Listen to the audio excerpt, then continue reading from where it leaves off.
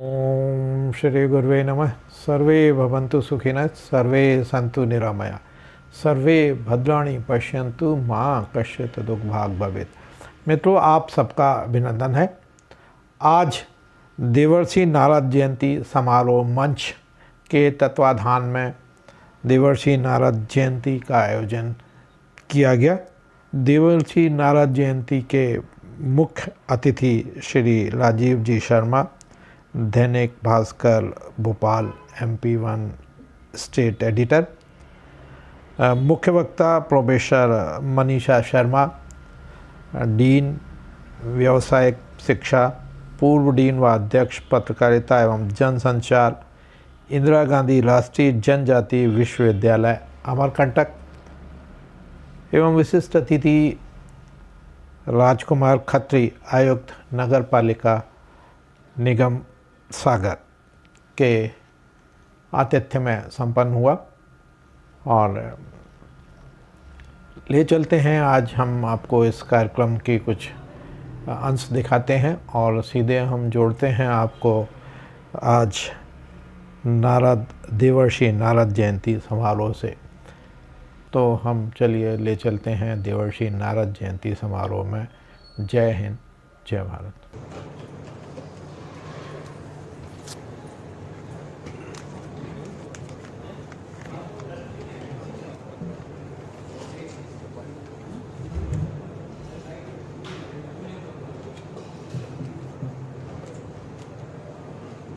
बाकी राम बाबू जी से आग्रह है कि श्री नारद जी के माता के चित्र पर और दीप प्रज्वलित करवाने का।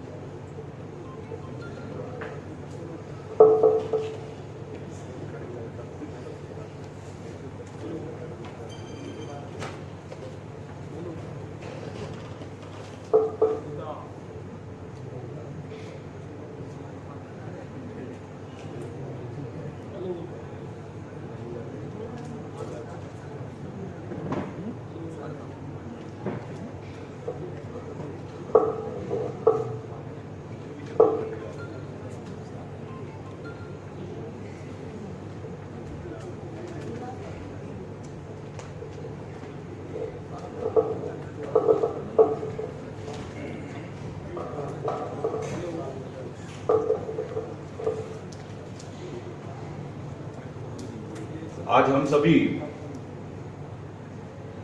देवर्षि नारद जयंती समारोह के निमित्त से हम सभी यहाँ पर एकत्र हुए हैं।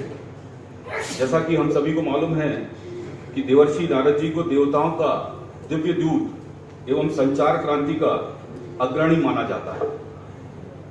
आप ब्रह्मा जी के मानस पुत्र थे और आपको इन तीनों लोकों में वायु मार्ग से विचरण करने का वरदान प्राप्त था, जिनमें पृथ्वी, आकाश और पाताल का समावेश होता है, ताकि देवताओं तक सूचनाओं और संदेश का संचार किया जा सके।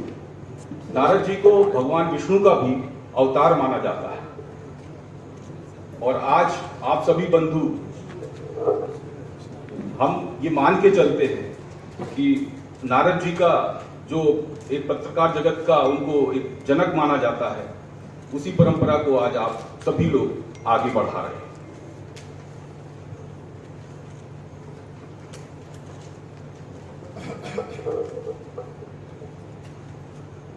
आप सबके बीच में अतिथि परिचय है। हमारे मंच में सर्वप्रथम मंच के बाईं ओर श्रीमान राजीव जी शर्मा, जो वर्तमान में दैनिक भास्कर भोपाल में MP 1 के एडिटर हैं। आप 2008 में आपने ग्वालियर की जीवादी विश्वविद्यालय से मास्टर की डिग्री की एवं उसके उपरांत 2008 से 2009 तक अमर उजाला मेरठ में रिपोर्टिंग की शुरुआत की। साल 2009 से 2010 तक नई दुनिया रीवा में ब्यूरो चीफ रहे। 2010 से 2015 तक दैनिक भास्कर ग्वालियर चंबल के रीजनल हेड रहे। 2015 से 2017 तक नव दुनिया भोपाल में आप रीजनल हेड रहे। 2018 से 2020 तक ग्वालियर में दैनिक भास्कर में न्यूज एडिटर रहे। 2021 से 2023 तक खंडवा संस्करण में दैनिक भास्कर के संपादक रहे एवं साल 2023 से लगातार दैनिक भास्कर भोपाल में MP 1 के आप एडिटर हैं।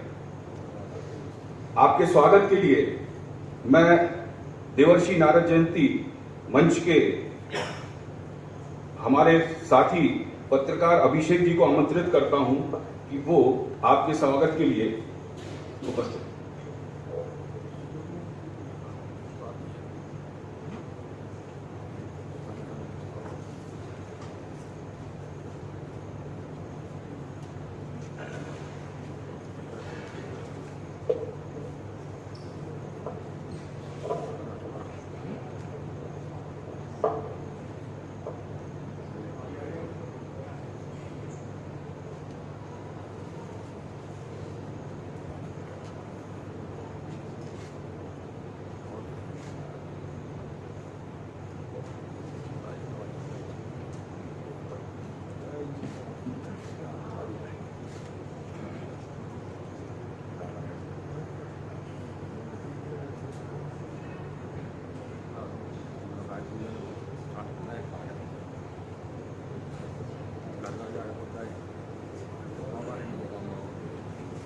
हमारे बीच में दूसरा परिचय हमारे कार्यक्रम के विशिष्ट अतिथि श्रीमान राजकुमार खत्री जी हैं, जो मंच पर दाएं से दूसरे स्थान पर विराजमान हैं।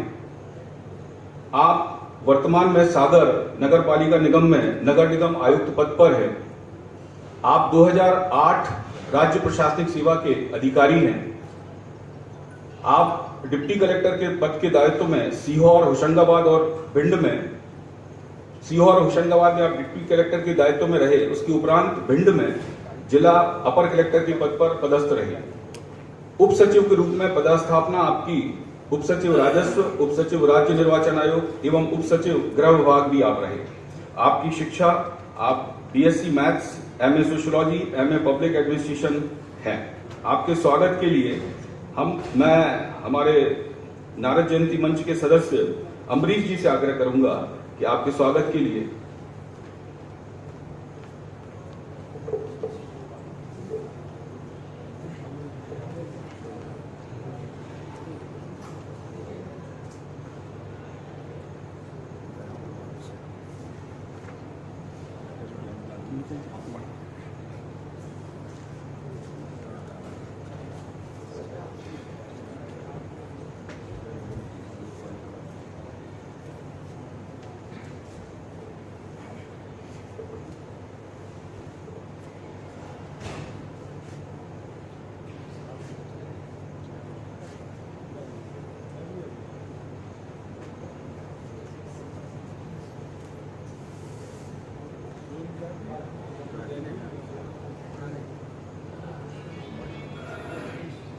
परिचय की इस श्रृंखला में हमारे बीच में इस कार्यक्रम की हमारी मुख्य वक्ता दीदी प्रोफेसर मनीषा शर्मा जी। आप डीन व्यावसायिक शिक्षा, पत्रकारिता एवं जनसंचार, इंदिरा गांधी राष्ट्रीय जनजाति विश्वविद्यालय में अधिष्ठाता के पद पर कार्यरत हैं। आपने पत्रकारिता एवं हिंदी साहित्य में PhD की उपाधि प्राप्त की है। आपकी मीडिया एवं सृजनात्मकता लेखन पर 11 पुस्तकें एवं 60 के करीब शोध लेख प्रकाशित हैं। शिक्षण एवं सृजनात्मक लेखन के क्षेत्र में अखिल भारतीय राजा वीर सिंह देव पुरस्कार, ये इश्क उपन्यास हेतु अचला सम्मान, अटल गौरव रत्न पुरस्कार, शब्द निष्ठा समीक्षा सम्मान, शब्द प्रवाह अखिल भारतीय सम्मान, राष्ट्रीय साहित्यांचल शिखर सम्मान सहित अनेक संस्थाओं द्वारा आपको सम्मानित किया गया है। आपके स्वागत के लिए मैं हमारे मंच की सदस्य श्वेता दीदी को और अंजलि दीदी को आमंत्रित करूंगा कि वो आए।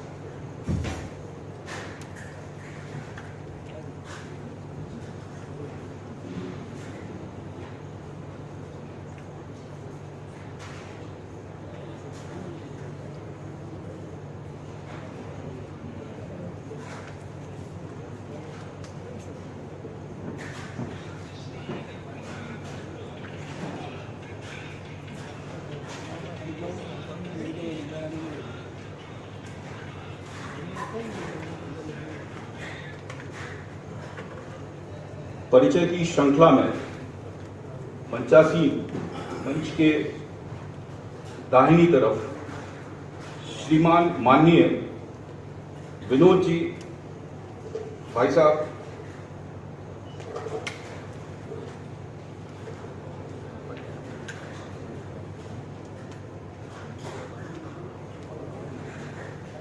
माननीय विनोद जी दिनेश्वर भाई साहब, आप मूलतः प्रचारक हैं। आप जिला प्रचारक एवं विभाग प्रचारक रहते हुए वर्तमान में महाकौशल प्रांत के प्रांत प्रचार प्रमुख के दायित्व पर हैं। आपके स्वागत के लिए मैं हेली पांडे जी को आमंत्रित करता हूं।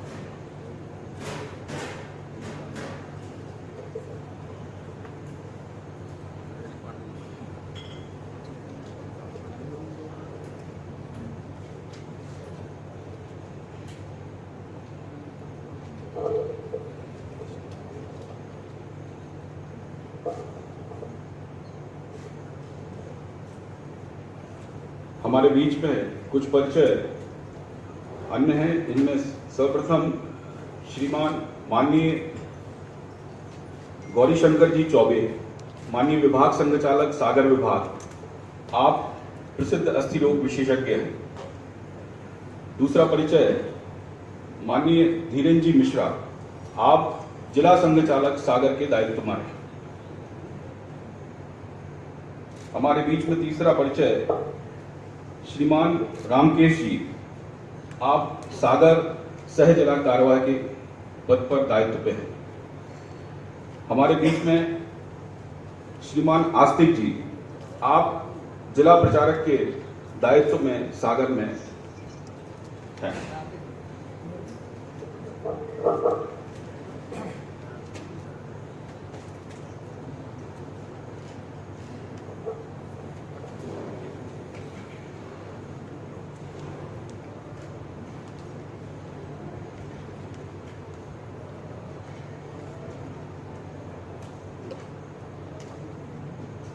हमारे बीच में एक परिचय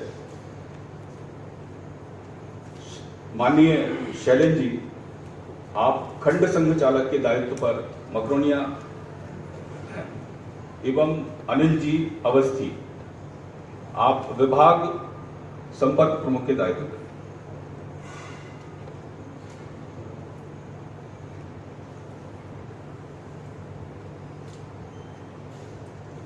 आज के इस कार्यक्रम की शुरुआत करते हुए मैं हमारे इस कार्यक्रम के मुख्य अतिथि श्रीमान राजीव जी शर्मा से आज के इस कार्यक्रम में उनके उद्बोधन के लिए उनको आमंत्रित करता हूं।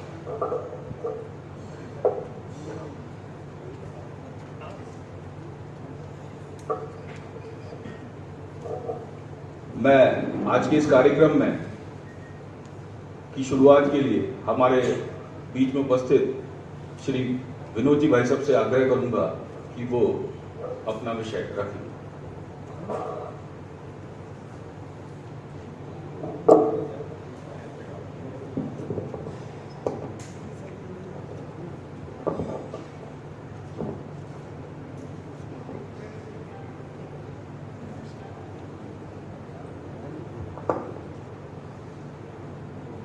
नारद जयंती के इस पावन अवसर पर मंच पर मुख्य अतिथि के नाते उपस्थित आदरणीय राजीव जी शर्मा, विशिष्ट अतिथि आदरणीय राजकुमार जी खत्री और मुख्य वक्ता के नाते आप सबके बीच में उपस्थित आदरणीय मनीषा जी शर्मा, मंच के सम्मुख उपस्थित सभी गणमान्य नागरिकगण और सभी पत्रकार आदरणीय बंधु भगिनी। वैसे तो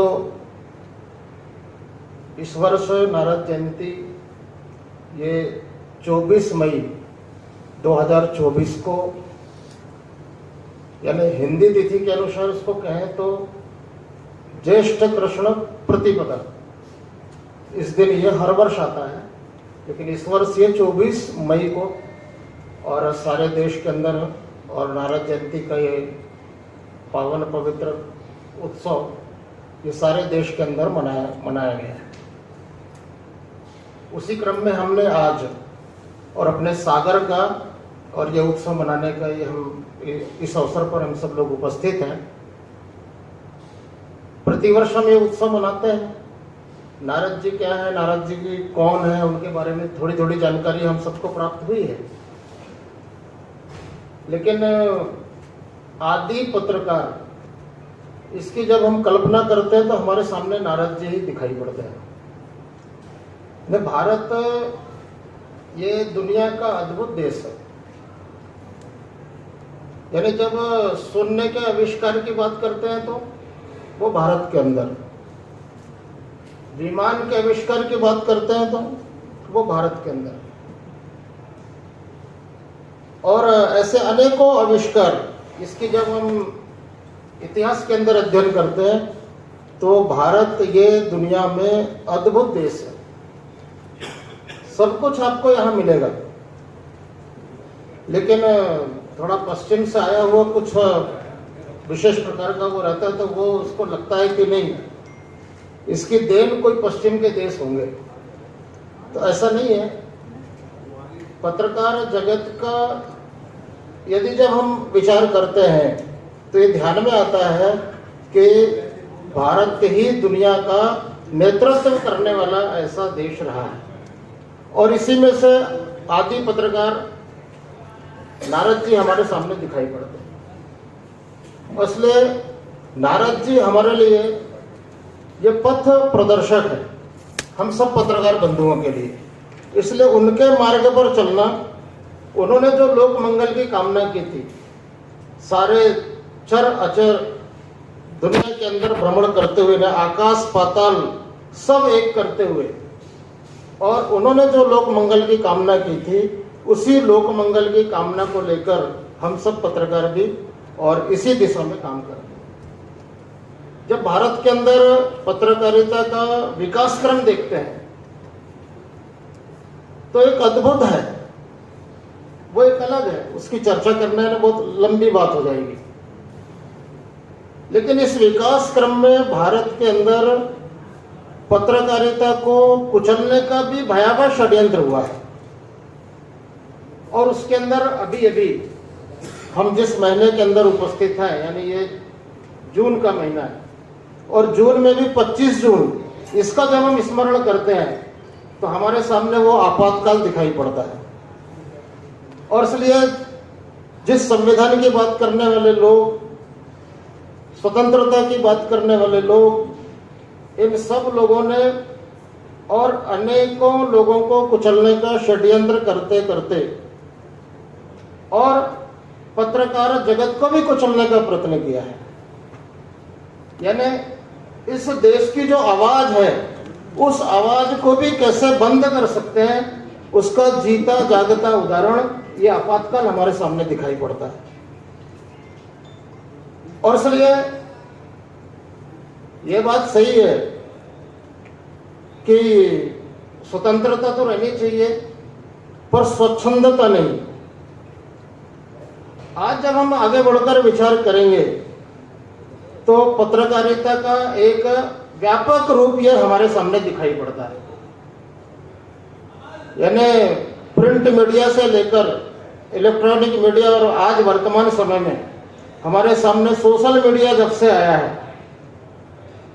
तो मानो ऐसा लगता है कि दुनिया का सारा समाज ही पत्रकार हो गया क्या, दुनिया का सारा समाज ही मीडिया जगत है क्या।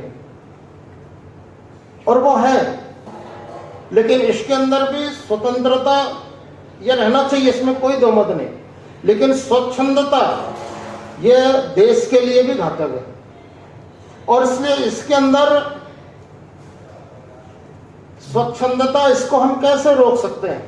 तो कोई कानून से रोकेगा या कोई नियम से रोकेगा ऐसा नहीं है। तो भारत के जो जीवन मूल्य हैं, उस जीवन मूल्य को जब हम विचार करेंगे, ध्यान में रखेंगे, सामने लाएंगे, तो निश्चित रूप से और ये स्वच्छंदता, इस पर हम रोक लगा सकते हैं। और नहीं तो जिसके मन में जो आया वो लिखेगा, जिसके मन में जो आया अपने आप को प्रदर्शित करने के लिए वो कुछ भी 4 शब्द बोलेगा, 4 लाइन बोलेगा और अपने सोशल मीडिया अकाउंट में पोस्ट कर देगा। उसको ये नहीं पता कि इसके अंदर कितना बड़ा खतरा है, इससे देश के अंदर कितना बड़ा नुकसान हो सकता है। लेकिन आज ये परिस्थिति है सोशल मीडिया आने के बाद। लेकिन इस सब को संभालने वाला यदि कोई है तो यहाँ बैठे हुए हम सब लोग हैं, हम सब लोग दिशा दे सकते हैं। और इसलिए पत्रकार जगत के अंदर इस प्रकार की भूमिका हमारी हो सकती है, वो हम निर्वहन करेंगे ही। वर्तमान समय में जिस प्रकार का वातावरण चल रहा है, इस वातावरण में हमारी भूमिका और कैसे देश, समाज, राष्ट्र के अंदर हो सकती है, देश के सापेक्ष हो सकती है, उस पर हमको थोड़ा विचार करना पड़ेगा। आज पत्रकार जगत यानी ये जिसको हम चौथा स्तंभ कहते हैं, सारी दुनिया ही मानती है ये चौथा स्तंभ है, इसके बिना देश नहीं चल सकता। हर एक व्यक्ति इस जगत के अंदर आना चाहता है, अपनी बात रखना चाहता है, लेकिन उसमें हमारी भूमिका, हम सबकी भूमिका ये बहुत महत्वपूर्ण है। और इसलिए कौन सी बात समाज के अंदर आना चाहिए, कौन सी बात नहीं आना चाहिए, जो नहीं आना चाहिए मतलब नहीं आना चाहिए, जो आना चाहिए यानी आना ही चाहिए, ऐसे सब थोड़ा पथ्य परहेज करते हुए हम समाज के अंदर क्या परोसे उसका विचार करते हुए जब हम विचार करेंगे तो निश्चित रूप से। और हमारा ये नारद जयंती का पावन अवसर, नारद जी जिसके बारे में विचार करते हैं कि लोक मंगल, लोक कल्याणकारी, इस प्रकार के वो देव पुरुष थे। तो निश्चित रूप से केवल भारत को नहीं तो पूरी दुनिया को हम एक संदेश दे सकते हैं।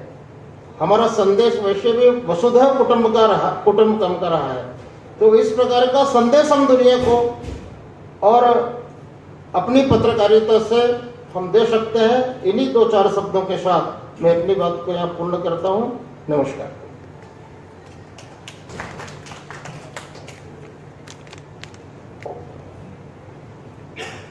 आपके उद्बोधन के लिए भाई साहब को बहुत बहुत धन्यवाद और उनके शब्दों के लिए। मैं अब आमंत्रित करता हूं हमारे इस कार्यक्रम के मुख्य अतिथि श्रीमान राजीव जी शर्मा से कि वह अपना विषय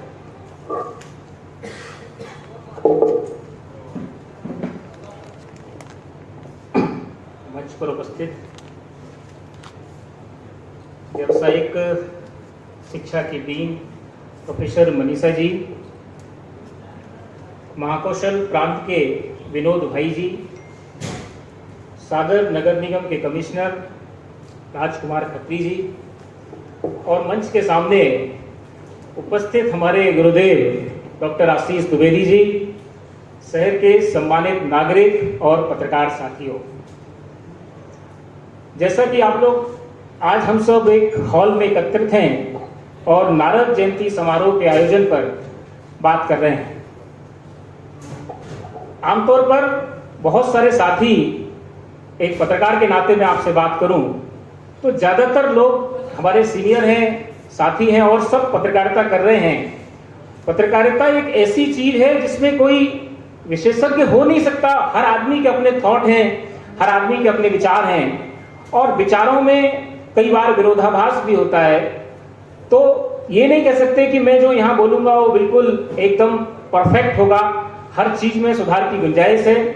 लेकिन जिस तरह की चुनौतियों को पत्रकार अभी सामना कर रहा है या पत्रकारिता जिस दौर से गुजर रही है, उस पर हम आपसे जरूर कुछ पॉइंट हैं मेरे, और उन पॉइंट में हम नारद जी को से हमको क्या वो सीख मिलती है और हम उसको कैसे अपने पत्रकारिता जीवन में उसे उतार सकते हैं और कैसे अपने काम को बेहतर कर सकते हैं, उस पर मैं आपसे 3-4 बिंदु हैं उन पर बात करूंगा।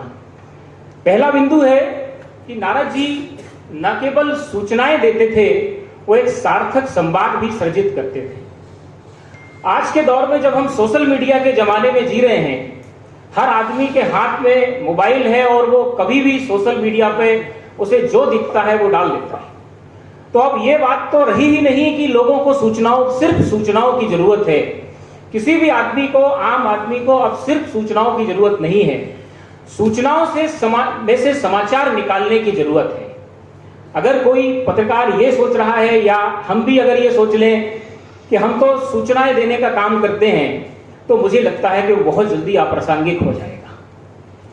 कि सूचनाओं के लिए मोबाइल है, मोबाइल में आपके ऐसे प्लेटफॉर्म है, व्हाट्सएप है, फेसबुक है, इंस्टा है, ट्विटर है, यूट्यूब है, इतनी सारी चीजें हैं कि जो आदमी जहां से हो सकता है वहीं से वो सूचना को उस पर पोस्ट कर देता है।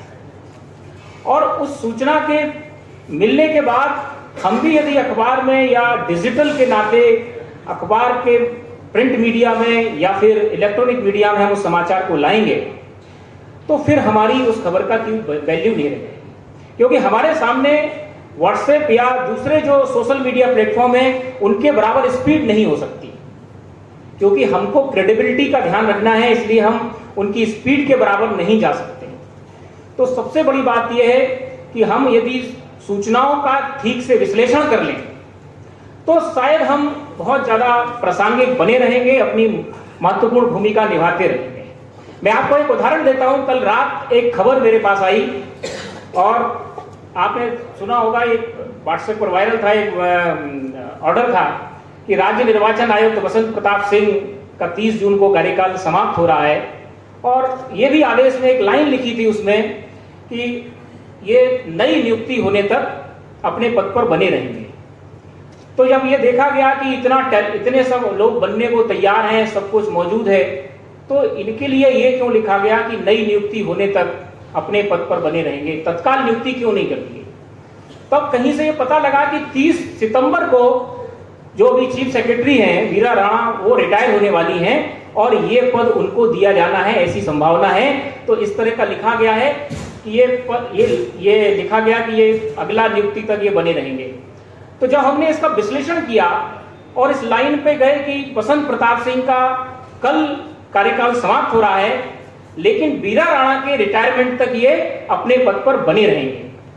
जब हम इस तरह के विश्लेषण में जाते हैं तो निश्चित रूप से हम बहुत अलग तरह की सूचना, अलग तरह का समाचार लोगों तक पहुंचा देते हैं। दूसरी बात है कि जब हम बात करते हैं कि सच की बात करते हैं, आपने सुना होगा कि जब नारद जी के बारे में कहा जाता है कि उदंती है, जो भी है, मुझे जितना मालूम है बता रहा हूं, कि वो लोग अपने सच के लिए वो अपने आराध्य से भी भिड़ गए थे, आराध्य से भी जिद कर बैठे थे। तो मेरा ये मानना है कि अखबार में सच का मतलब है, सच तो है ही है, सही को सही और गलत को गलत कहने की बात और तथ्यात्मक बात से भी है। जब आप समाचार लिख रहे होते हैं और आप यदि तथ्यों का घालमेल करते हैं तो आप अपनी विश्वसनीयता खो देते हैं। यदि आपने तथ्यात्मक रूप से अपना समाचार सही लिखा है और सही को सही और गलत को गलत कहने की ताकत आपके अंदर है, तो निश्चित रूप से आप एक अलग तरह के समाज को एक अलग तरह का आप दिशा दिखा पाएंगे और अपने समाचार का जो भरोसा है वो भरोसा भी आप जीत पाएंगे। तीसरा बिंदु जो निकल के आता है वो निकल के आता है कि नारद जी हमेशा लोक कल्याण के लिए करते थे। उनका जो भी उनका रहता था उसके मूल में लोक कल्याण रहता था। हम लोगों को भी, या मैं अपने ऊपर बात कर रहा हूं, हमें भी अपने समाचारों के अंदर लोक कल्याण की बात, जनता की बात, जनता के भरोसे की बात करना बहुत जरूरी है। कई बार हम लोग टीआरपी की दौड़ में, या बहुत टॉकिंग पॉइंट हो जाएगा ये मामला, ये मसाला है, हम इस तरह के गैर जिम्मेदाराना पत्रकारिता से हमें बचने की जरूरत है। कई बार सनसनी फैला देते हैं, इस लाइन को चला दो, बस इस लाइन से कमाल हो जाएगा, ये तो बहुत चलेगी, बहुत वायरल होगी, बहुत इस पे व्यू आएंगे, बहुत शेयर होगी, लेकिन उसके दुष्प्रभाव क्या है, क्या हम ये सोच के भी कोई काम कर रहे हैं? तो हमारा केवल एक ही लक्ष्य होना चाहिए कि हम जनता के हित की बात करें, हम जिम्मेदार पत्रकारिता करें, ना कि हम कोई सनसनी फैलाएं। यदि हम सनसनी फैला देंगे तो हम अपना भरोसा छोड़ देंगे और समाज को हमसे कोई फायदा नहीं होगा। और चौथा और जो आखिरी पॉइंट है, वो पॉइंट ये है कि वो हमेशा भ्रमण करते थे, नारद जी हमेशा भ्रमण करते थे, वो तीनों लोकों में जाते थे।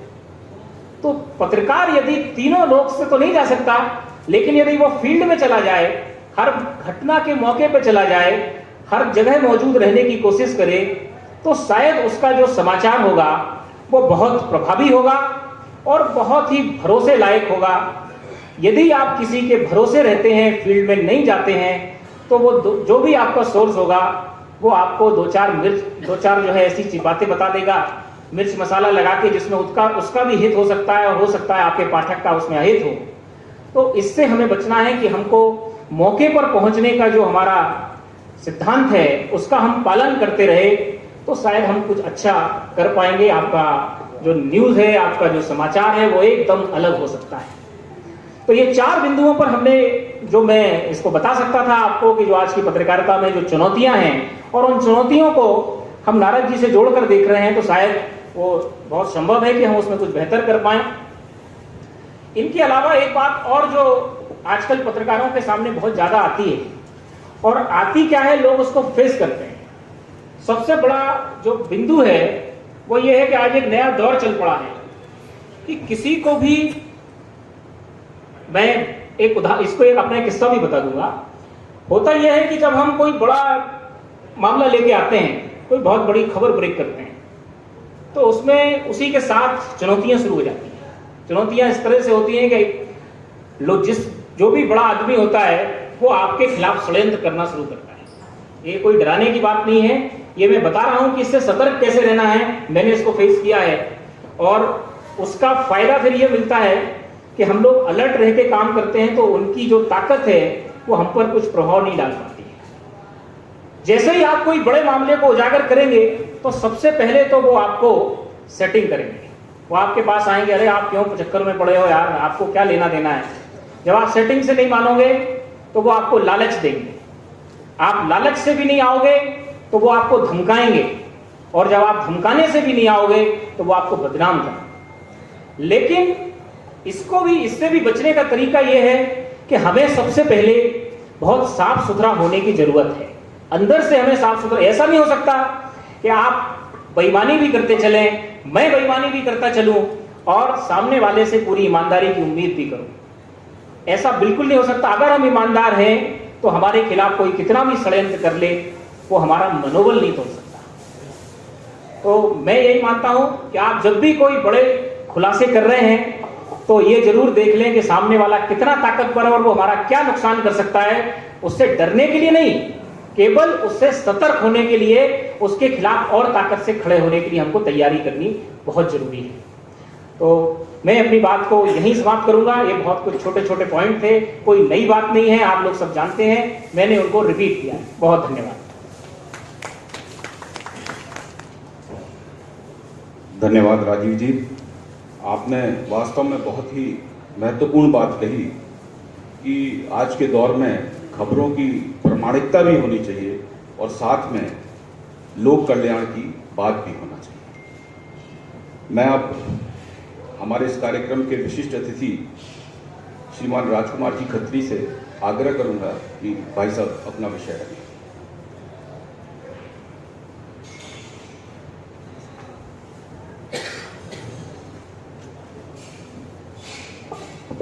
धन्यवाद भाई साहब। सम्मानीय मंच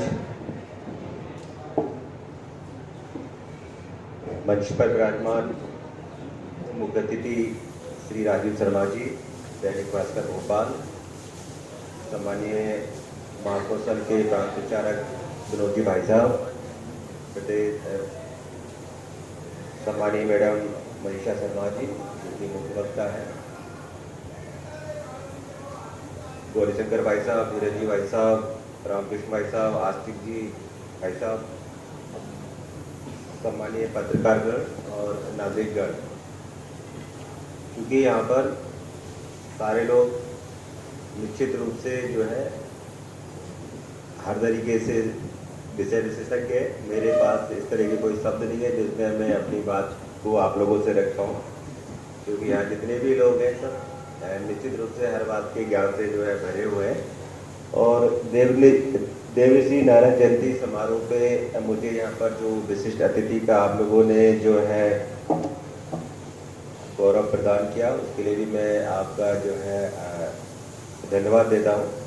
निश्चित रूप से अभी हमने दो वक्ताओं को सुना और उसमें सुनने के बाद जो एक बात जो है सामान्यतः इस बात का मैं भी जो है हमेशा जो है विश्लेषण जो है करता रहता हूँ कि कार्यपालिका, विधायिका और न्यायपालिका के बाद अगर कोई एक जो सबसे महत्वपूर्ण चीज़ है जो सनातन से लेके अगर जहाँ से हम सोचना स्टार्ट करते हैं, मतलब सनातन का मतलब यही है कि जहाँ से हम चीज़ों को सोच पा रहे हैं, चीज़ों को समझ पा रहे हैं, वहाँ से सनातन स्टार्ट हो जाता है। तो वहाँ से लेके और आज तक, और ये दिन ब दिन जो सूचनाएं जो हैं इनका एक अपना एक बड़ा जो है महत्व है और वो बढ़ती जा रही है। तो इसको लेके पत्रकार या सूचनाओं का एक अपना बहुत बड़ा जो है महत्व है।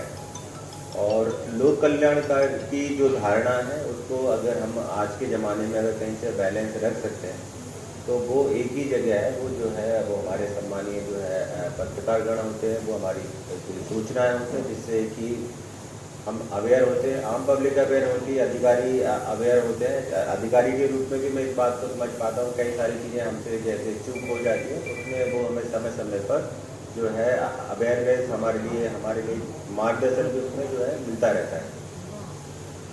जैसे अभी एनडीटीवी के भाई साहब बैठे हुए हैं, उन्होंने अभी मेरे से जो है सागर शहर के अंदर जो है इस बात के विषय के जो महत्वपूर्ण विषय है, सागर शहर में बहुत अधिक मात्रा में जो है गोवंश है और उसमें जो है खास करके जो बैल वंश है वो अधिक मात्रा में जो है उसके कारण से कई तरह की दुर्घटनाएं जो है होती रहती है। आज से 15-20 दिन पहले हम लोगों ने उसको लेके एक बड़ा अभियान भी चलाया, वो भी सूचनाओं के माध्यम से चलाया कि यहाँ पर इतनी अधिक मात्राओं में जो है गोवंश है। करीब 100-125 गोवंश हमने वहाँ से बैल वंश खास करके हमने वहाँ से शहर से बाहर किया। फिर वहाँ पर ये देखने की आया कि वहाँ पर कुछ भीषण गर्मी के कारण वहाँ पर अगर जब हमको बाहर घूमने जाते हैं तो जल के कारण से जो हमारा जो बैल वंश है उसको कुछ कठिनाई जो है महसूस हो रही है। तो ये जो सारी चीज़ें हैं उससे न केवल प्रशासन जो है उस बात से जो है अवेयर रहता है, जनता की परेशानियां जो है हमारे पास जो है आती हैं और हर दिन जो है शहर में क्या हो रहा है या शहर में जिले में या तहसील विकासखंड या ग्रामीण क्षेत्र या कहीं भी कोई भी घटना जो है घटित होती है उसको सबसे तेज़ी से पहुँचाने का अगर किसी चीज़ से अगर वो जो एक माध्यम होता है वो उसमें निश्चित रूप से पत्रकारगण जो है उसका एक जो है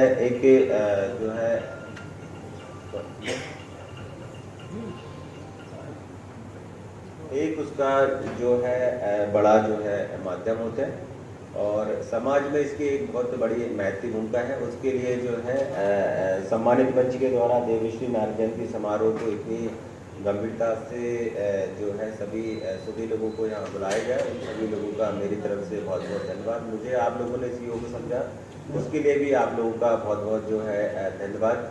लोक कल्याण, जीवन मूल्य, मानवीय मूल्य सबको जो है बैलेंस करने में पत्रकारों का एक जो है महान योगदान है। उस सब के लिए आप सभी लोगों के लिए मेरे तरफ से हृदय की गहराई से धन्यवाद। Thank you.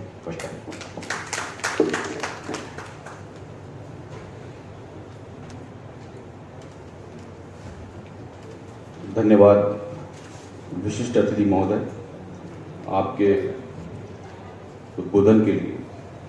आपने निश्चित ही बहुत अच्छा विषय रखा और कहीं ना कहीं जन कल्याण से जुड़े हुए विषयों को जो भी सम्मानीय पत्रकार उठाते हैं उन विषयों को आप जो है जन कल्याण के लिए उनको पूरा करेंगे, ऐसा हम सबका विश्वास है। इस कार्यक्रम को आगे बढ़ाते हुए हमारे इस कार्यक्रम की मुख्य वक्ता प्रोफेसर मनीषा शर्मा दीदी से आग्रह है कि वो आज के इस कार्यक्रम में अपना विषय रखें।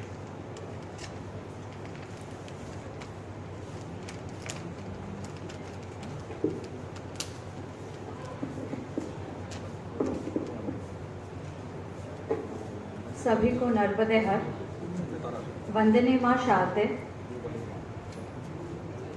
सर्वप्रथम मंच पर उपस्थित महाकौशल प्रांत के प्रचार प्रमुख विनोद जी भाई साहब, कार्यक्रम के मुख्य अतिथि राजीव जी, कार्यक्रम के विशिष्ट अतिथि राजकुमार खत्री जी और नीचे प्रबुद्ध श्रोतागण जो बैठे हुए हैं और संगठन से जुड़े सभी लोग जिनकी महती भूमिका के कारण आज हम इस महत्वपूर्ण कार्यक्रम का आयोजन इस रूप में कर पा रहे हैं, इसके लिए आप सभी को ढेर सारा साधुवाद। और क्योंकि परंपराओं को जीवित रखना भी अपने आप में बहुत बड़ा दायित्व है और आपने उस परंपरा का निर्वहन करते हुए ये जो कार्यक्रम आयोजित किया है, इसके लिए मैं संपूर्ण टीम को साधुवाद और शुभकामनाएं प्रेषित करती हूँ और आप सभी के लिए बहुत सारी बधाइयाँ। और मैं आग्रह करूँगी कि सभी इस कार्यक्रम के लिए तालियां बजाएं। तालियां बजाना इसलिए ज़रूरी है क्योंकि तालियां महज ये नहीं है, उत्साहवर्धन का एक तरीका है, गर्मजोशी का एक तरीका है और बहुत ही महत्वपूर्ण है कि जब इस तरह की चीज़ें की जाती है तो हम गर्मजोशी से इस चीज़ का स्वागत करें। नारद जी के ऊपर जितनी बातें अभी पूर्व में वक्ता ने कही, चाहे विनोद जी भाई साहब हो चाहे राजीव जी ने, तो राजीव जी ने जिस तरह की चीज़ें आधुनिक पत्रकारिता की प्रवृत्तियाँ, दुष्प्रवृत्तियाँ और उससे कैसे नारद जी की जो कहना चाहिए कि उनकी जो विशेषता है, उनके जो सूत्र है, उसको लेकर कैसे बात की जा सकती है, उस पर विचार डाला। मैं यहाँ एक बहुत महत्वपूर्ण बात कहने जा रही हूँ कि जहाँ तक नारद जी के बारे में आपने देखा होगा, सुना होगा, तो आपके मस्तिष्क में जितने भी लोग हमने टीवी पर देखा है, बहुत सारे लोगों ने हो सकता है किताबों में ज़्यादा पढ़ा ना हो, लेकिन टीवी में जिस तरह की भूमिका सीरियल्स में, फिल्मों में उनकी दिखाई गई है, वो ऐसी है माना जाए कि कोई व्यक्ति है जो इधर की उधर कर रहा है, चुगली कर रहा है, यहाँ की वहाँ लगा रहा है। तो ऐसा रूप, जैसे हम हमेशा बोलते हैं कि हमारे इतिहास से महत्वपूर्ण जितने महापुरुष हैं, हमारे देवी चरित्र है, इन सब के साथ छेड़खानी की गई है, इनको विकृत रूप से पेश किया गया है। इसी तरह से नारद जी की जितनी भूमिका हमें दिखती है तो बच्चों को लगता है अरे वो तो नारद है, कहीं भी बात हो गया, नारद जैसे इधर का उधर लगाता रहता है। तो यहाँ जो ये एक उनकी छवि निर्मित करने की एक नकारात्मक रूप से कोशिश की गई है, उस पर ज़रूर आपका ध्यान आकर्षित करना चाहूँगी कि नारद जी जो है वो सिर्फ जितनी भी बातें वो यहाँ से वहाँ कहते थे, उसमें मुख्य जो बिंदु होता था वो होता था संचार का, सूचना का, और तीसरा जो महत्वपूर्ण पक्ष है वो होता था लोक कल्याण का, लोक मंगल का। आप चाहे कृष्णावतार में चाहे रामावतार में कभी भी देख लीजिए, उनकी जहाँ भी भूमिका है, चाहे हिरण्य कश्यप वाले केस में आप देखिए कि वो जाके बताते हैं, कंस को जब बताते हैं कि देवकी की कोई भी संतान जो है वो श्री कृष्ण हो सकती है, उस रूप में हो सकता है जो तेरा वध करेगा। तो यहाँ ये था कि उसके जितने भी पाप है उसका और घड़ा जल्दी से जल्दी भरा जाए, ताकि जितना जल्दी से उसके पाप का घड़ा भरेगा वैसे ही देवता भगवान अवतरित होंगे और उसके किए का जो है फल देंगे। तो ये सारी चीज़ें जो है वो जो एक सिरे से पृथ्वी से लेकर आकाश तक का जो ये दो बिंदु को मिलाने का काम करते हैं, वो बहुत महत्वपूर्ण तरीके के रूप में करते हैं। वही कार्य पत्रकारिता का है, मीडिया कर्मियों का है कि कैसे जनता और सरकार के बीच में मध्यस्थता स्थापित करें, एक कड़ी का काम करें, एक सेतु का काम करें। तो बहुत सारी विशेषताएं राजीव जी ने बताई, लेकिन कुछ महत्वपूर्ण बातें जो मैं और पुनः बताना चाहूँगी कि देवर्षि नारद महज लोक संचारक तो थे ही, लोक संचारक मतलब जिसको हम कहते हैं मास कम्युनिकेटर आज की भाषा में। इसी के साथ आदि पत्रकार थे, प्रथम संवाददाता, ये सारी चीज़ें आप जानते हैं। लेकिन क्या आप जानते हैं कि जैसी छवि बताई गई इसके ठीक विपरीत उनकी विश्वसनीयता आम जनता से लेकर जितने भी, चाहे वो राक्षसों का लोक देख लिया जाए, देवलोक देख लिया जाए, दोनों में ही उनकी विश्वसनीयता इतनी थी कि उनकी कही हुई बात पर कोई भी जरा सा भी संदेह नहीं करता था, कोई शंका नहीं होती थी। उन्होंने कह दिया मतलब कह दिया, वो बात 100% सत्य है। ये सत्यता ये निर्भीकता हमें उनसे सीखने की आवश्यकता है। और ये जो विश्वसनीयता है, क्योंकि विश्वसनीयता चरित्र की चीज़ है, आपके आचरण की चीज़ है, वो ऐसे नहीं आती है कि बस आपने जिस तरह की चुनौतियाँ अभी चल रही है उसमें विश्वसनीयता मीडिया कर्मियों की भी और मीडिया की भी अपने आप में ही संदेहास्पद है। तो इसलिए हमें नारद जी से बहुत सारी चीज़ें सीखने की ज़रूरत है। नारद जी के लिए स्वयं श्री कृष्ण ने श्रीमद् भगवत गीता में कहा है कि देवर्षियों में मैं नारद हूँ। मतलब कितनी बड़ी बात है कि देवर्षियों की जहाँ बात होती है उसमें मैं नारद के समान हूँ। इसके अलावा अथर्ववेद में और बहुत सारे हमारे प्राचीन वांग में मैं नारद जी के चरित्र के बारे में, उनके गुणों के बारे में हमें बहुत सारा उल्लेख करता है। लेकिन बहुत ही कहना चाहिए कि विडंबना की बात है कि हमारे इतिहास में, हमारे साहित्य में, हमारी किताबों में कहीं उनके बारे में बहुत विस्तृत रूप से प्रकाश नहीं डाला गया है। जो कुछ हमने देखा सुना है वो टीवी सीरियल्स या फिल्मों के माध्यम से ये जाना है। प्राचीन भारत में, सिर्फ आज की बात नहीं है, प्राचीन भारत में अपने आप में संचार की बहुत ही लंबी परंपरा रही है।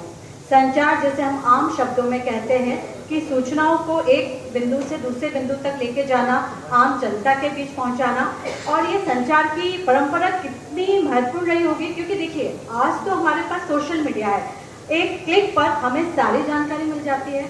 दूसरी चीज़ है, आप जो चाहे वो लिखकर फॉरवर्ड कर सकते हैं, मैसेज कर रहे हैं, इतने सारे तकनीकी साधन उपलब्ध है। लेकिन सोचिए उस युग का, उस काल का, जब तकनीकी क्रांति नहीं थी, ना प्रिंट मीडिया था, ना इलेक्ट्रॉनिक मीडिया था, ना सोशल मीडिया था। उस समय भी भारत के देश में, हमारी सनातन संस्कृति में इस तरह की व्यवस्था थी कि हर एक व्यक्ति को, जो लोक मानस में जिसने जन्म लिया है, लोक मानस में हर एक लोक के बीच में यह चीज़ महत्वपूर्ण थी। 3 देवता हमारे कौन से हैं? ब्रह्मा, विष्णु, महेश। उनके केंद्र कहाँ है, वो कहाँ पाए जाते हैं, उनकी क्या पूरी विशेषता है, उनसे जुड़ी हुई कथा है, वो सारी चीज़ें इतनी प्रचलित थी कि हर किसी व्यक्ति को पता था। और जब मेरे से पहले वाली पीढ़ी की बात कर ली जाए तो हमने जितना कुछ देखा सुना, वो कहाँ से सुना? किस्से कहानियों से। ये किस्से कहानी हमारे घर की दादी नानी हमें सुनाती थी। तो इतनी सारी देवी देवताओं से जुड़ी हुई जितनी श्रुतियाँ हैं, जितनी किंवदंतियाँ हैं, जितनी लोक कथा है, ये सबको इतनी पता थी, वो कैसे संभव था? अगर आप हमारे भारत की सनातन संस्कृति की संरचना पर बात करें तो जितनी भी तीर्थाटन की परंपरा है कि आप जो आश्रम व्यवस्था है, 4 आश्रम में जो लास्ट वाला है वानप्रस्थ आश्रम, उसमें जाके आपको क्या करना है, आपको वन में रहना है। उसके पूर्व आपको अपने सारे तीनों आश्रम के दायित्वों का निर्वाह करना है। और जितने साधु संत होते थे वो अलग अलग जगहों पर प्रवास करते थे, भ्रमण करते थे, और ये सारी चीज़ें अपने प्रवचनों के माध्यम से जनता के बीच में प्रचलित करते थे, उनको बताते थे। वहाँ से वो वाचन और श्रुति की परंपरा के जरिए हम लोग आज की तकनीकी क्रांति के बिना भी हर एक क्षेत्र में बहुत आगे थे। और अभी विनोद जी भाई साहब ने बताया कि चाहे बात हो जाए विमान की, चाहे अन्य आविष्कारों की, सभी में हम ही लोग आगे थे। इसीलिए भारत को विश्व गुरु कहा जाता है। विगत कुछ वर्षों से ज़रूर इसमें कहना चाहिए कि किताबों, इतिहास से छेड़छाड़ करके यह बात प्रचलित की गई कि हमने सब कुछ, जो ज्ञान हमारे पास है वो विदेश से आयातित है। हम लोग मास मीडिया में पढ़ाते हैं, जितनी थियोरीज पढ़ाते हैं, जितने हम एथिक्स पढ़ाते हैं, जितनी बातें हम करते हैं, मुझे लगता है हमारे यहाँ के प्राचीन धर्म ग्रंथों में इतनी चीज़ें हैं कि हमें किसी विदेशी थ्योरी की ज़रूरत नहीं है। इस पर ही काम करने की बहुत ज़्यादा ज़रूरत है। और हमें जब आदर्श पत्रकार की बात करनी हो तो हम नारद जी से सीखें, उनका अनुसरण करें। फ़ोन पर अभी यहाँ आने से पहले कल रात को मैं 12 बजे हैदराबाद से आ रही हूँ, और चूँकि लोक समरण रहता है कि अपने लोगों के बीच जाना है, सुबह 4 बजे उठकर सागर के लिए निकली हूँ। रास्ते में विनोद जी भाई साहब से बात हुई, बोला थोड़ा सा आप इतिहास के बारे में भी प्रकाश डालिएगा, कैसे विकास हुआ पत्रकारिता का। तो देखिए, विषय ऐसा है कि हमें लगेगा कि हमें इतिहास पढ़ने की ज़रूरत क्यों हमें विकास क्रम जानना है, क्यों हमें देखना है कि भाई कब कहाँ क्यों निकला। ये इसलिए ज़रूरी है, जब हम इतिहास की बात करते हैं तो इतिहास महज कागज़ का पुलिंदा नहीं होता है, दस्तावेजों का लेखा जोखा नहीं होता है। इतिहास जो है वो भविष्य के निर्माण का, कहना चाहिए जो कच्ची मिट्टी होती है वो इतिहास में छुपी होती है। इतिहास से हम प्रेरणा लेते हैं कि हम अपने भविष्य का निर्माण कैसे करें। हम कहते हैं ना कि हम अपनी अतीत की गलतियों से सबक सीखते हैं कि भविष्य में ये गलतियां ना करें। इसलिए इतिहास को जानना समझना भी बहुत महत्वपूर्ण होता है। जब भी बात की जाती है बुजुर्गों की, तो बुजुर्ग यही कहते हैं ना कि भाई देखो, हम ये बता रहे हैं, हम क्यों उनसे लेते किसी चीज़ में सलाह, कि भाई उनके पास अनुभव है, वो अनुभव हमें बहुत सारी परेशानियों चुनौतियों से बचा सकता है। और वही चीज़ जब हम अपने अनुभव से सीखेंगे तो हमारी ज़िंदगी निकल जाती है। यही चीज़ हमें इतिहास देता है। तो इतिहास हमारे लिए अनुभवों की खान है, कुंजी है, इसलिए उसको जानना बहुत ज़रूरी है। कुछ महत्वपूर्ण बिंदु जो कि पत्रकारिता से संबंधित है, उस पर अपनी बात रखूंगी। 30 मई 1826 को पहला पत्र निकलता है, उदंत निकलता है। उसके बाद से अगर आप हिंदी पत्रकारिता का पूरा परिदृश्य देखते हैं आज़ादी के पहले का, तो वहाँ वो पूरा कार्य एक मिशन के रूप में किया गया। मिशन क्या था बताइए? मिशन था हमारा स्वतंत्रता की प्राप्ति। इस स्वतंत्रता की प्राप्ति में जहाँ एक और क्रांतिकारी भाइयों ने अपनी आहुति दी, वहीं दूसरी ओर कलम से लिखने वाले व्यक्ति, जितने भी हमारे पत्रकार बंधु थे, जितने भी हमारे स्वतंत्रता सेनानी, जिसको हम कहते हैं कलम के सिपाही, उनके लिए बहुत उपयुक्त नाम होगा कलम के सिपाही, इन्होंने अपनी कलम के जरिए, अपने जितने पत्र पत्रिकाओं के जरिए इस आज़ादी की ज्वाला को प्रज्वलित किया, उसको निरंतर उसमें कहना चाहिए कि आहुति डालते गए और लोगों के बीच में जन चेतना जागृत करने का काम किया। मान के चलिए कि जब कोई चीज़ ही नहीं थी, वो जो पत्रकार थे उनकी वाणी, उनकी लेखनी ऐसी आग उगलती थी कि घर से लोग सिर पर कफन बांध के निकल जाते थे। कोई सोचता नहीं था कि मेरे आगे पीछे क्या होगा, मुझे जेल में डाला जाएगा, मेरा क्या होगा, किसी को कोई लेना देना नहीं होता था। तो ये जो महत्वपूर्ण कार्य जो किया, ये किया किसने? लेखनी ने किया।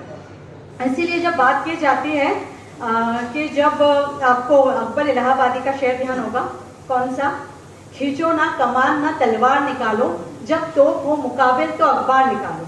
तो तोप और तलवार से मुकाबला करने का काम सिर्फ अखबार और लेखनी और कलम ही कर सकती है। तो इतना महत्वपूर्ण पत्रकारिता का विषय है। महादेवी वर्मा जो बहुत सुप्रसिद्ध हमारी लेखिका है, हिंदी के प्रयोग छायावाद की, उन्होंने एक बहुत अच्छी चीज़ कही है कि जो पत्रकारिता होती है मुख्यतः एक रचनाशील विधा है। और जब हम पत्रकारिता की बात करते हैं तो पत्रकारों का जो मुख्य काम होता है वो समाज को दिशा देना, उसको बदलना, और बिना कलम के, बिना पत्रकारों के यह कार्य नहीं हो सकता। और इसीलिए वो बहुत अच्छी चीज़ ये कहती है कि जो पत्रकारों के पैरों के छालों से इतिहास लिखा जाता है। जो मैं इतिहास की बात कर रही हूँ कि वो इतिहास ऐसे ही नहीं लिखा जाता है, उस इतिहास के लिए अनेक यातनाएं, अनेक प्रताड़नाएं, अनेक अत्याचार, अनेक अमानवीय तकलीफें सहन करनी होती है। तो यहाँ मैं 3 से 4 जो बहुत महत्वपूर्ण पत्र हैं उनकी बात जरूर करूँगी। तिलक जी का केसरी आप सभी परिचित होंगे, नाम सुना होगा। आज, हिंदुस्तान, इसके अलावा ऐसे अनेक पत्र निकले जिनके लिए ये बोला जाता था कि अंग्रेजों ने उन पत्र की प्रतियां उनके किसी भी व्यक्ति के पास मिलने पर राष्ट्रद्रोह का दंड कायम कर दिया था कि जिसके पास इसकी प्रति मिली, इतनी सी चिंदी मीन्स एक छोटी सी कतरन भी मिल जाएगी, तो व्यक्ति को राष्ट्रद्रोह के जुर्म के अंदर गिरफ्तार किया जाएगा। इसमें बहुत महत्वपूर्ण एक था युगांतर। युगांतर के ऊपर ही लिखा हुआ था, जैसे हम आज प्रथम पृष्ठ पे लिखते हैं कि समाचार पत्र का मूल्य, उस पर लिखा था युगांतर मूल्य फिरंगी काचा माथा। युगांतर का मूल्य है फिरंगी का एक कटा हुआ सिर। अगर आप युगांतर को खरीदते हैं तो फिरंगी का एक कटा हुआ सिर लाते हो। सोचिए किसको कहते हैं निर्भीकता। दूसरा जो मुख्य जिस पे बात करूंगी, स्वराज। स्वराज का नाम सबने सुना होगा। स्वराज वो अखबार था जिसके लिए संपादकों की लाइन लगी रहती थी, कतार बंद रूप से, और हर एक दिन रोज उस पर, क्योंकि शोषणकारी, अंग्रेजों की शोषणकारी दमनकारी नीतियों के खिलाफ पत्रकारों और देशभक्तों को जेल में भेजे जाने के कारण निरंतर उसमें लिखा जाता था। इसलिए जो उसका एडवर्टीजमेंट निकलता था, उस एडवर्टीजमेंट में डेली निकलता था। सोचिए नियुक्ति के लिए कि नियुक्ति योग्यता क्या होनी चाहिए पत्रकार की? देशाभिमान और हर समय जेल जाने के लिए तैयार, ये 2 योग्यता चाहिए। 24 कभी भी उसको जेल में डाला जा सकता है। वेतन क्या होगा?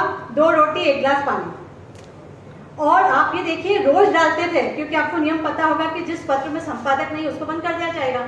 तो इसके लालच में वो ये करते थे कि संपादक को जेल में डालो, पत्र बंद, अगले दिन दूसरा संपादक, तीसरे दिन नया संपादक, लाइन लगी रहती थी। ये उस समय पत्रकारिता की आग थी, मिशन था, जिससे हमें प्रेरणा लेने की जरूरत है कि पत्रकारिता जो है वो राष्ट्र के लिए, आज जब भी हम बात करेंगे तो हम ये कहेंगे कि अब हम क्या कर रहे हैं, हम स्वहित की बात करते हैं, हम स्वार्थ की बात करते हैं, राष्ट्रहित हमारे ध्यान में नहीं है। ये सभी के लिए नहीं है, यूनिवर्सली ये बात नहीं कह रही हूँ, लेकिन धारा का प्रवाह इसी तरफ है कि हम बहुत ज्यादा स्वहित और स्व केंद्रित हो गए हैं। मूल्यों के संक्रमण का दौर सिर्फ पत्रकारिता में ही नहीं है, संपूर्ण समाज में है। तो एक कहेंगे कि एक पक्ष उससे बचा रहा है, ये नहीं हो सकता, क्योंकि जब हम समाज की बात करते हैं तो समाज में ले देख के सारे, चाहे सामाजिक, आर्थिक, सांस्कृतिक, हर एक आयाम जुड़ते जाते हैं। तो यहाँ बहुत महत्वपूर्ण चीज़ यह है, यह जानने के लिए कि जो है यह समाज को हम किस रूप में देखना चाहते हैं, और जब हमें समाज में परिवर्तन चाहिए, इसलिए पत्रकारिता एक महत्वपूर्ण अस्त्र है, एक महत्वपूर्ण औजार है जिससे समाज को बदला जा सकता है। अभी आप ये देखिए कि मैं चूंकि मीडिया की प्रोफेसर हूँ, जब भी क्लास में बच्चों को पढ़ाया जाता है, मीडिया एथिक्स एक पेपर होता है जिसको हम हिस्ट्री ऑफ मीडिया में पढ़ाते हैं कि किस तरह से पत्रकार का आचरण होना चाहिए, उसके क्या दायित्व होने चाहिए, क्या गुणधर्म होने चाहिए, क्या रिस्पॉन्सिबिलिटीज होनी चाहिए। तो वो पढ़ाते हुए कहीं ना कहीं हिस्ट्री की बात करते हैं और हम बताते हैं कि कैसे मिशन था, मिशन से व्यवसाय में बना, व्यवसाय से कमीशन, मुखोरी, सनसनी, सब बनते बनते आज क्या स्थिति हम जानते हैं। तो ये जो गिरावट है मूल्यों की पत्रकारिता के क्षेत्र में, तो बच्चे एक ही चीज कहते हैं कि मैडम आप ये जो क्लास में पढ़ाती है ना, ये यहाँ तक तो ठीक है, बड़ी आदर्श और ये वो बातें आप करती है, लेकिन जैसे हम फील्ड में उतरते हैं वहाँ ये सारी चीजें कोई काम नहीं है। तो मेरा ये कहना है कि ठीक है, एथिक्स एक ऐसी चीज है जो व्यक्ति विशेष पर निर्भर करती है। क्या कोई माँ बाप अपने बच्चों को ये सिखा सकता है कि हत्या करना, चोरी करना, बलात्कार करना अच्छी चीज है? हम तो ये बताएंगे ना जो अच्छा है, बाकी आपको समय परिस्थिति के अनुसार अगर आप अपने आप को थोड़ा सा परिवर्तन करके कहीं ना कहीं देश के विकास में, राष्ट्र के विकास में बात कर सकते हो, सही को सही और गलत को गलत निर्भीकता से कह सकते हो, तो ठीक है। अदरवाइज सिर्फ पैसा ही कमाना अगर लक्ष्य है, तो पहले ये बोला जाता था पैसा कमाना है तो पत्रकारिता में आइए ही मत, क्योंकि ये पैसा कमाने व्यवसाय का काम ही नहीं है। अब चूंकि आप देख रहे हैं कि विज्ञापन महत्वपूर्ण हो गया है, 24 घंटे सबसे आगे, टीआरपी, इतने सारे आपसी चैनलों की प्रतिस्पर्धा, इतने सारे फैक्टर जब जुड़ गए हैं तो हम उसमें आदर्श उसकी बात नहीं कर सकते। लेकिन मैं ये कह रही हूँ कि अभी भी बहुत सारे लोग हैं जिनके ज़मीर है और हम कोशिश करें तो ऐसा नहीं है कि असंभव काम है। अभी पिछले दिनों मैंने आर्टिकल 370 फिल्म देखी, आपको कश्मीर की स्थिति और सारी चीज़ें पता होगी, तो आप ये देखिए कि वो चीज़ ऐसी लग रही थी कि एक मुद्दा था हमारे देश के लिए सतत चलते रहने वाला कि कश्मीर से धारा 370 हटाई नहीं जा सकती। वैसे ही जैसे राम मंदिर नहीं बनाया जा सकता, वो हमेशा कोर्ट में चलता रहने वाला लंबे समय तक वोट बैंक की राजनीति का एक प्रमुख मुद्दा था। लेकिन जब धारा 370 में मैं बेसिकली उसके जो नॉर्म्स है, उसके रूल्स रेगुलेशन से परिचित हूँ, लेकिन उसके लिए कितनी कवायद करनी पड़ी उसको लागू करने के लिए, जिस तरह से कैसे वो जो पूरा मूल प्रति है संविधान की, गजट की, वो गायब की गई, तो जान के ये आश्चर्य हुआ कि हम जब बात करते हैं कि हमारे जो प्रधान सेवक है, मतलब मुमकिन, सब कुछ मुमकिन है, असंभव कुछ भी नहीं है, तो जब हम ऐसे मुद्दे जो कभी खत्म नहीं हो सकते उस पर भी हम बात कर सकते हैं, उसको खत्म कर सकते हैं, राष्ट्र हित में अपना योगदान दे सकते हैं, तो क्यों ना हम सब लोग भी जो जाति, वर्ग और पंथ, धर्म, इन सब से ऊपर उठकर अगर हम बात करें कि राष्ट्र ही हमारे लिए सबसे पहले है और राष्ट्र के अलावा कुछ नहीं है, तो मुझे नहीं लगता अगर हर एक भारतीय इस चीज़ से ओतप्रोत हो जाए तो हम अपने जो व्यवसाय है उन सब में थोड़ा एथिकल वैल्यूज को ऐड करके चीज़ें कर सकते हैं। पहले भी होता आया है, लेकिन अब हम इतने उपभोक्तावादी हो गए, इतने भौतिकवादी हो गए कि कितना भी पैसा हमें कम नहीं पड़ता है। तो नारद की बात इसलिए भी बहुत ज़रूरी है कि नारद ने नारदी भक्ति सूत्र करके एक रचना की है, जिसमें उनको हम जब सामने से देखते हैं तो ऐसा लगता है विष्णु जी के बारे में, उनकी महिमा, भक्ति की महिमा, नाम स्मरण की महिमा, एक भक्त के कैसे गुण, ये सारी चीज़ें दिखती वो लिखा है। लेकिन जब हम उसमें गहराई से अध्ययन करें, जैसे मैं मीडिया कर्मी हूँ, मीडिया से जुड़ी हुई हूँ, जो मीडिया कर्मी लोग हैं वो, तो हमें ऐसा लगेगा कि कुछ ऐसे सूत्र है जो भविष्य में मीडिया का कोड ऑफ एथिक्स, आचार संहिता के रूप में काम कर सकते हैं, कि डू एंड डोंट, जो हम कहते हैं ना कि एक एथिक बुक होनी चाहिए जिसमें ये करना है, ये नहीं करना। तो नारदी भक्ति सूत्र हमें उस दिशा में, उसके लिए एक भूमि प्रदान कर सकते हैं। इस पर अध्ययन किए जाने की बहुत आवश्यकता है। तीसरी चीज़ जो मैं बहुत महत्वपूर्ण रूप से आपके सामने बात करना चाहूँगी कि एक राष्ट्र की क्या पहचान होती है। जब हम बात करते हैं कि राष्ट्र यानी क्या, तो हम कैसे जानते हैं कि राष्ट्र क्या राष्ट्र सिर्फ एक भूखंड का टुकड़ा मात्र है या इसके अलावा उसकी कोई पहचान है? कोई बता पाएगा? एक राष्ट्र को हम कैसे जानते हैं? तीन पहचान क्या होती है? जब ओलंपिक्स में हम जाते हैं तो हम कैसे जानते हैं, जब लोग बैठे होते हैं, कि ये हमारे देश के लोग हैं, ये अगले देश के लोग हैं? क्या पहचान है उसकी? कहाँ खड़े रहते हैं, ये कुछ ध्यान आ रहा है? हमारा जो फ्लैग है वो हमारी पहचान है, हमारा तिरंगा। तिरंगे के वहाँ जो खड़ा है वो भारत का है। तिरंगा एक पहचान है। दूसरी पहचान है हमारी संस्कृति, तीसरी पहचान है हमारी भाषा। ये तीन चीजें बहुत मुख्य रूप से किसी राष्ट्र के निर्माण का आधार तत्व होती है। इसके बिना उसकी पहचान नहीं हो सकती। संस्कृति में बहुत सारी चीजें साथ में हैं, लेकिन आप ये देखिए कि ये दो चीजें क्या वर्तमान में है? अभी संस्कृति की चीजें हम देख रहे हैं, जिस तरह से संस्कृति में उपभोक्तावाद, पश्चिमी देशों का अंधानुकरण और जितनी भी बुराइयां जिसके कारण से पश्चिम आज बहुत ज्यादा डिप्रेशन में है, बहुत ज़्यादा कहना चाहिए कि वहाँ के बच्चे ड्रग्स एडिक्ट हो चुके हैं, बंदूक चलाना आम बात है, इस तरह की प्रवृत्तियाँ हमारे यहाँ भी आ रही हैं। तो हमें सिर्फ सूचना देना भर हमारा काम नहीं है। अब हम कह रहे हैं कि सूचनाओं का अंबार है, तकनीकी क्रांति की वजह से हर एक व्यक्ति पत्रकार है, सबके पास सूचना है, एक क्लिक पर आप कहीं की भी खबर जान सकते हो। यहाँ पर अब बहुत महत्वपूर्ण है कि हम वैचारिक रूप से कार्य करें, वैचारिक रूप से कि हमारा जो भी लिखना है हम ऐसा करें कि बौद्धिक रूप से लोगों को हम विचारशील बना पाए, चिंतनशील बना पाए।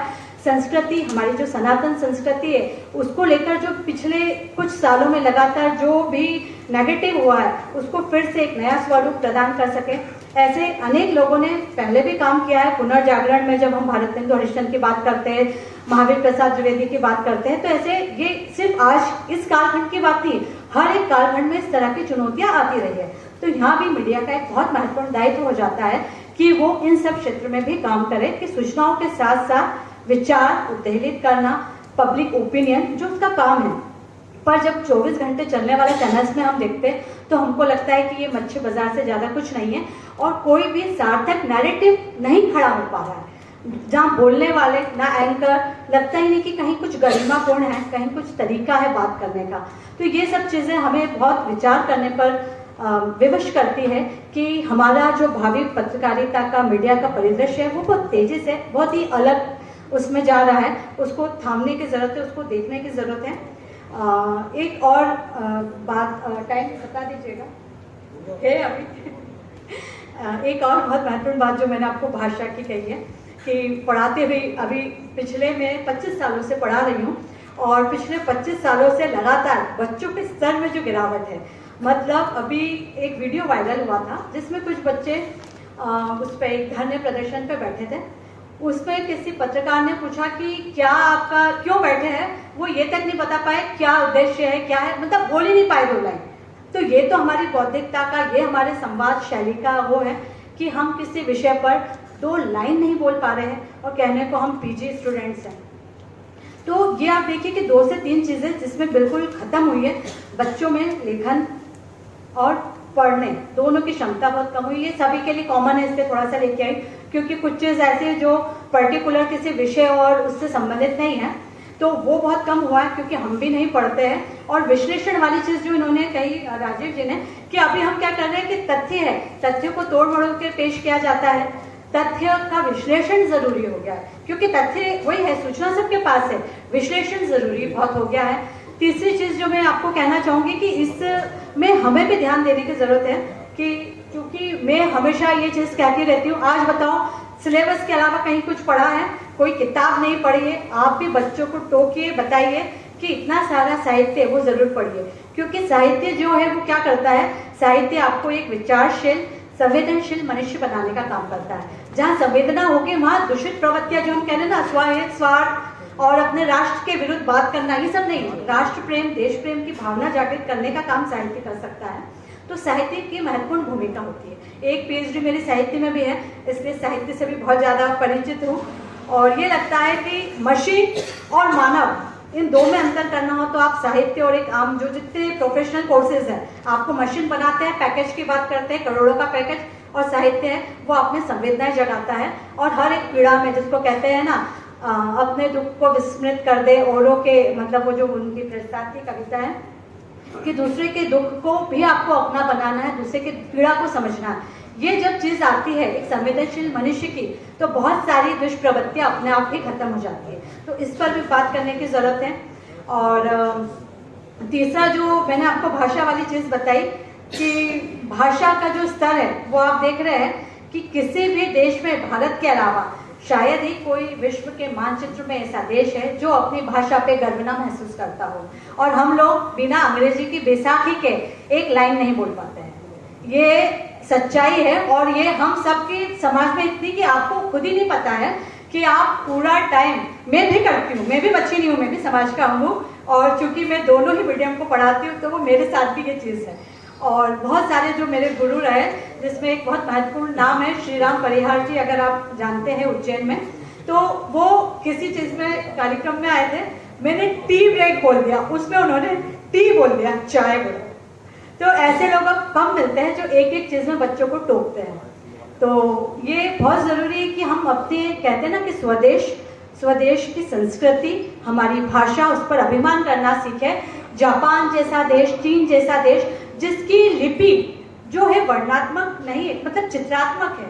चित्र, एक एक वर्ड के लिए चित्र लिखना पड़ता है। सोचिए कितना डिफिकल्ट है कि अ लिखने के लिए आपको एक छोटा सा चित्र बनाना पड़ रहा है, लेकिन फिर भी उनका सारा विज्ञान, उनका सूचना प्रौद्योगिकी, सारा का सारा विषय जो है उनकी खुद की भाषा में उपलब्ध है। और हम हिंदी को कठिन बोलकर संस्कृत तो हमने गायब ही कर दी है।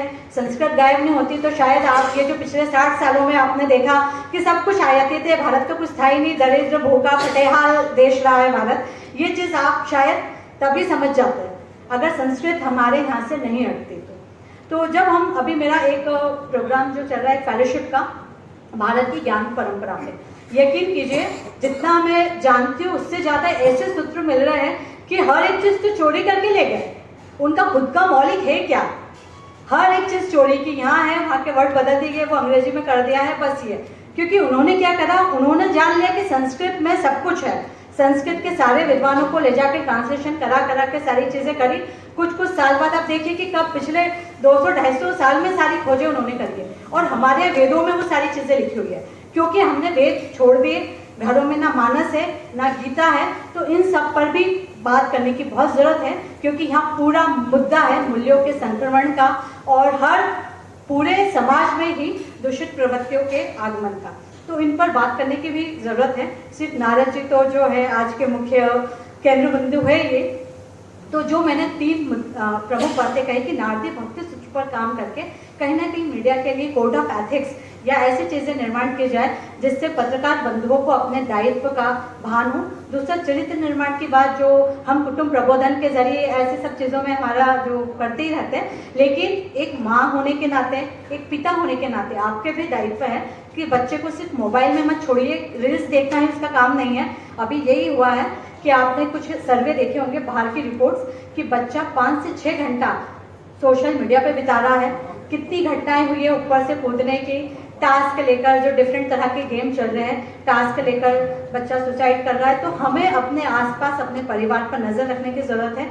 और पुनः एक जो मूल्यनिष्ठ समाज का की कल्पना हमारे भावी जो कहना चाहिए विगत जितने भी, चाहे हमारे पत्रकारिता के भीष्म पितामह कहे जाने वाले पराडकर जी ने कही थी, आज उनकी बात बिल्कुल सत्य ही लगती है कि नए ज़माने में जो पत्र होंगे, समाचार पत्र, वो एक सजी धजी दुल्हन की तरह होंगे जो दिखने में बहुत आकर्षक होंगे, लेकिन उनकी आत्मा नहीं होगी। वो चीज़ हम महसूस करते हैं।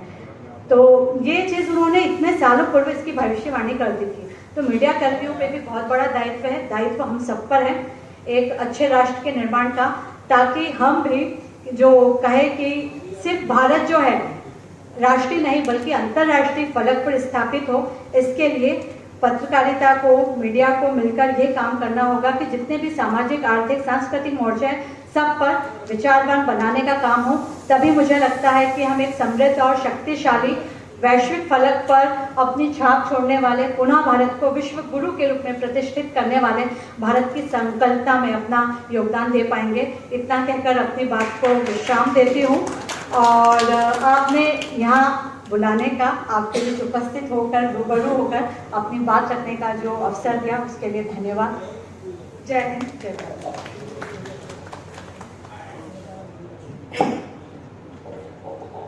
अपनी मातृभाषा एवं संस्कृति पर गर्व करें, यह आपका बहुत ही उत्तम विचार है दीदी। बहुत बहुत धन्यवाद आपका। मैं हमारी देवर्षि नारद जयंती मंच के सदस्य नवीन जी से आग्रह करूंगा कि वो हमारे मुख्य अतिथि श्रीमान राजीव जी शर्मा को स्मृति चिन्ह प्रदान करें।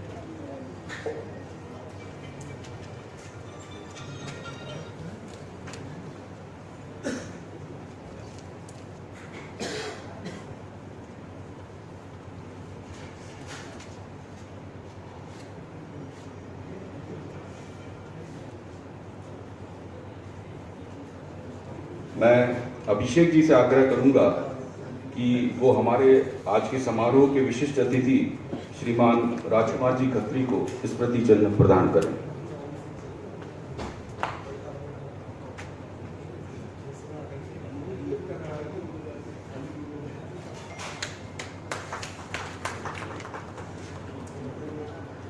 मैं श्रीमान नितिन सोनी जी को आग्रह करूंगा कि वह हमारे कार्यक्रम की मुख्य वक्ता प्रोफेसर मनीषा शर्मा दीदी को स्मृति चिन्ह प्रदान करें।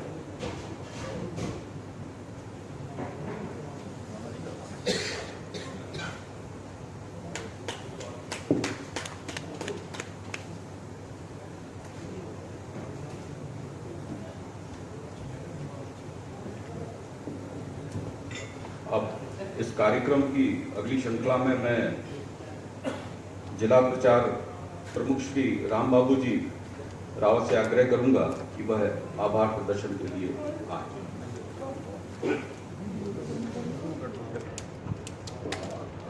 हमारे इस कार्यक्रम में उपस्थित आज के मुख्य अतिथि श्री राजीव जी शर्मा, आपने भोपाल से आकर इस व्यस्त समय में इतना अमूल्य समय दिया इस कार्यक्रम के लिए, इसके लिए हमारी मंच आपका हृदय से आभार है।